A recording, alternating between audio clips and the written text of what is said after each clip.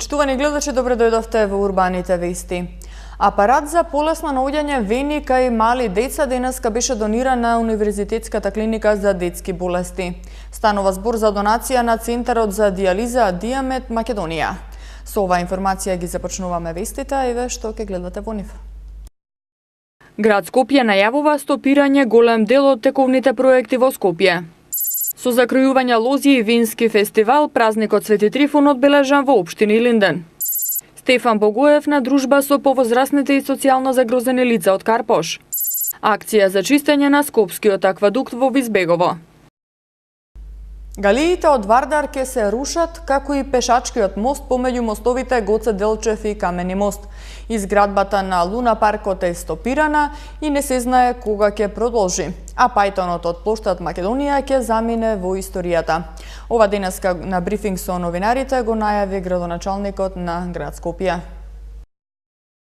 Галиите во Вардар ќе се рушат, а нема да се дислоцираат, како што беше претходно најавено од градот Скопје. Ова денеска на средба со новинарите го потврди првиот човек на градот Петре Шилегов, кој информираше дека за обештетувањето на собствениците на галиите, градската каса ќе треба да се олесни за 4,5 милиони евра.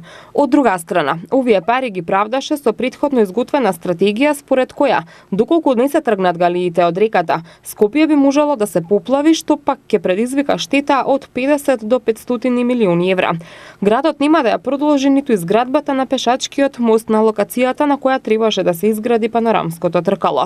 За досегашната градба потрошени се 10 милиони евра, а за довршување на мостот потребни се уште 3 милиони. Сепак, одлуката на градоначалникот е да го сруши мостот кој требаше да ги поврзува двата кеја на Вардар.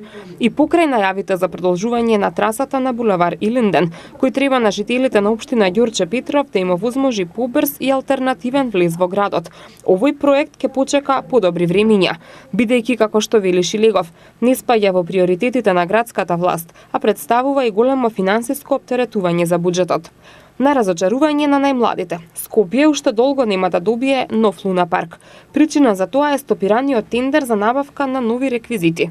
До сега се набавени 7, што според Шилегов е недоволно за отварање на нов забавен парк. Решение за ова ќе се бара во склучување на договор со јавно-приватно партнерство, бидејќи градот нема доволно финансии за финиширање на овој голем проект, кој беше најавуван како атракција во регионот со бројни адреналински реквизити. И пајтонот со двата бели коњи од расата липицанери веќе нема да ги вози туристите на прошетка низ плоштад Македонија. Причина за тоа е скапото одржување.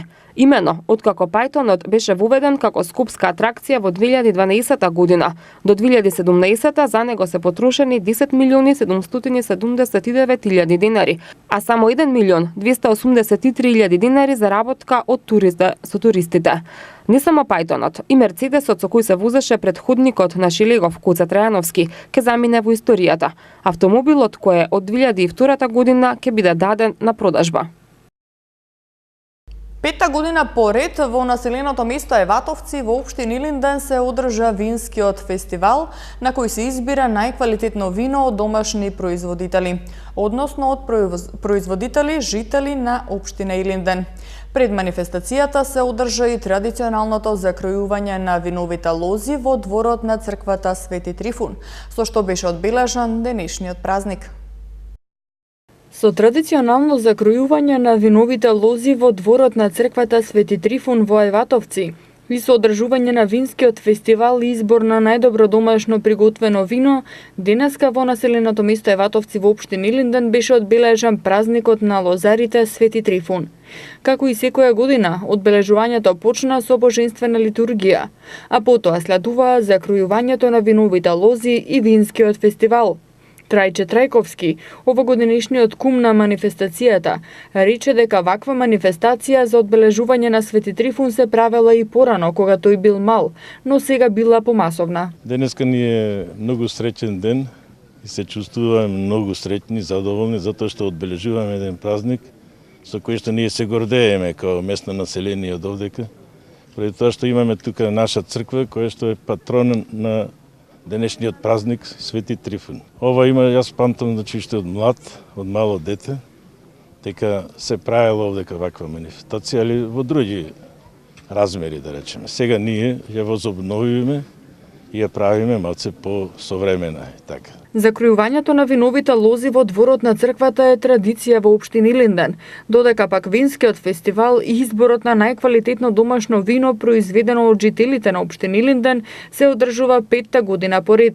Градоначалникот на општина Илинден Жика Стојановски истакна дека целта на оваа манифестација е да се презентира квалитетот на домашните вина, а винските витези се тука да го проценат квалитетот на виното од сите аспекти. Целта е на некој начин традицијата или традиционалните домашни вина да се презентираат од домаќинствата, од собствениците кои што ги изработиле од вината од своите лозија.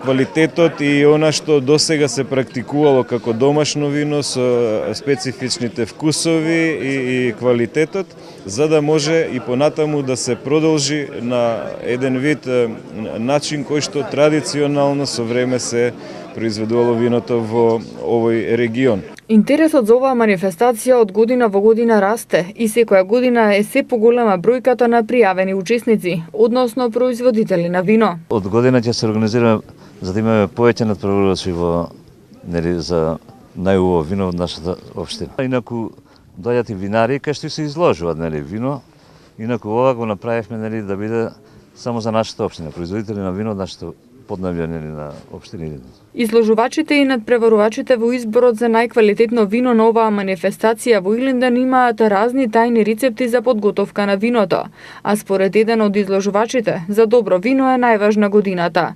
Ако годината има добро грозје, ќе има и добро вино. Меѓу изложувачите имаше и такви кои целиот процес го изработуваат сами, од садење и одгледување на грозјето до подготовка на виното. Дали долги години произведувате вино?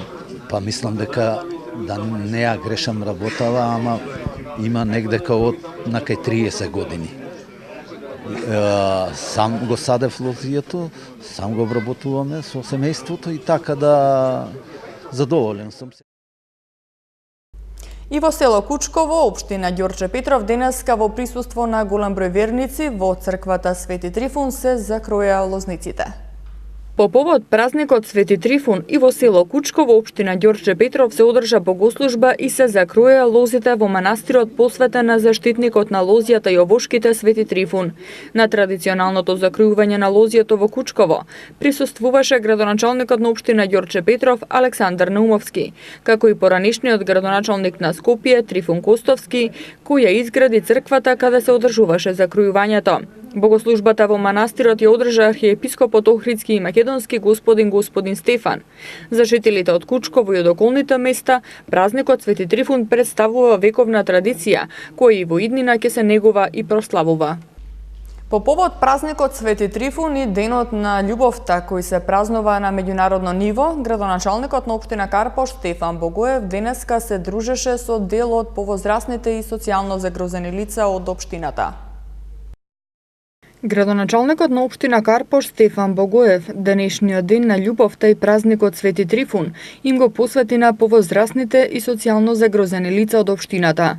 Тој денеска во ресторанот Ден и ноќ се сретна со старите и осамени лица и лицата од социјално загрозените семејства, овозможувајќи им убаво да се чувствуваат на денешниот празник на љубовта, додавајќи дека љубовта се покажува на многу различни начини, а пријателскиот разговор е само еден од начините да се покаже љубовта.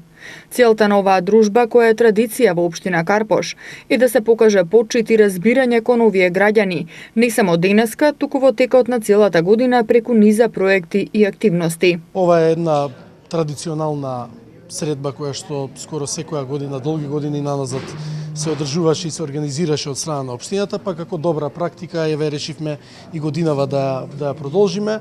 Сметам и јас и општинската администрација дека ова е убава пригода на сите граѓани на Карпош кои што можеби не можат денеска со некого да го прослават овој ден, да го прослават едноставно со нас, да се подружиме, да помуабетиме и чисто така во духот на она што го зборувам јас со месеци, во духот на меѓугенерацијската дружба, во духот на комшиското дружење и меѓусебно помагање, не само за работа и не само за обврски кои што ги имаме и ние, а од друга страна и граѓаните, туку и за вакви пригоди каде што можеме неформално да се дружиме и да си разменуваме мислења со граѓаните, па така еве го користиме и овој празничен ден за граѓаните на Карпуш. Денешното прославување на празниците е еден позитивен пример за продлабочување на хуманите вредности.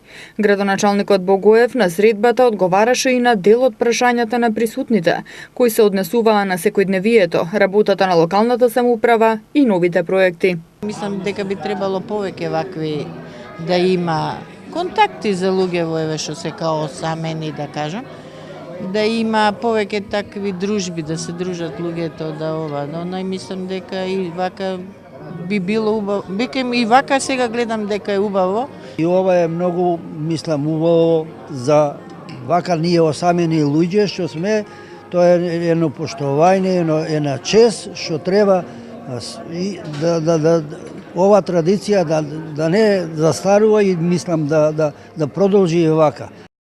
На иницијатива на Сдруженијето на стопанственици од индустриската зона Визбегово се одржа акција за чистење околу Скопскиот аквадукт. Како што информираат од Сдруженијето, акцијата ќе трае неколку дена, а е поддржана од општина Бутел, град Скопје, како и јавните претпријатија. Денеска некој го слави празникот на виното, некој празникот на љубовта, а Сдруженијето на стопанственици ја слави екологијата. Во околината на Скопскиот аквадукт се одржа акција за чистење на околината. Акцијата се одржува неколку дена, а е на иницијатива на Сдруженијето на стопанственици на индустриската зона Визбегово. Оваа акција е поддржана и од општина Бутел, од град Скопје, комунална хигиена, паркови и зеленило, а чистеа и представници од Центарот за заштита на културни споменици и бизнис заедницата. Ова национално богатство кое се наоѓа во индустриската зона, ние сакаме да го негуваме и сме во мислење дека ова заслужува да има 24 часовно обезбедување, а не обезбедување да имаат наплатните рампи кај што кошта 20-30 денара еден излез или едно бегање од наплатна рампа.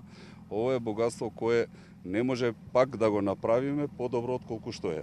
Тања Кроневска, член на Сдруженијето на стопанственици од индустриската зона Визбегово, информираше дека во индустриската зона има повеќе од 200 компании во кои работат над 5000 лица. Собрани сме на иницијатива на Сдруженијето на стопанственици од индустриската зона Визбегово, меѓутоа со несебична поддршка од општина Бутел и градоначалникот Велимир Смилевски, да го дадеме својот придонес за расчистување на градежниот смет и шут кој што е насобран околу аквадуктот, со тоа да помогнеме во заштита и зачувување на аквадуктот како национално богатство на Република Македонија. Со тоа сакаме да покажеме дека компаниите од индустриската зона Визбегово се општествено одговорни компании, да дадеме еден позитивен пример за останатите компании во државата. На акцијата за чистење присуствуваше и градоначалникот на општина Бутел Велимир Смилевски, кој рече дека со оваа акција се покажа дека се уште во Скопје има општествено одговорни компании. Ова наше богатство ние треба да го негуваме и ние како општина Бутел во наредниот период ќе имаме повеќе контроли врз основа на земјиштето околу аквадуктот, затоа што знаеме дека има луѓе кои што се неодговорни и шутот го фрлаат во близината на аквадуктот. Во наредниот период општината Бутел ќе направи неколку места каде што еднаш во месецот ќе се собира шутот, за да може да им овозможиме на сите луѓе да го фрлаат шутот организирано и на организирано место, да не се случува ова што денеска се случи. За акцијата компаниите од индустриската зона Визбегово обезбедија соодветна механизација за собирање на отпадот, како и лица кои ќе помагаат во чистење на Скопскиот аквадукт. Вечерва во Македонската филхармонија се одржува концерт за Денот на влюбените.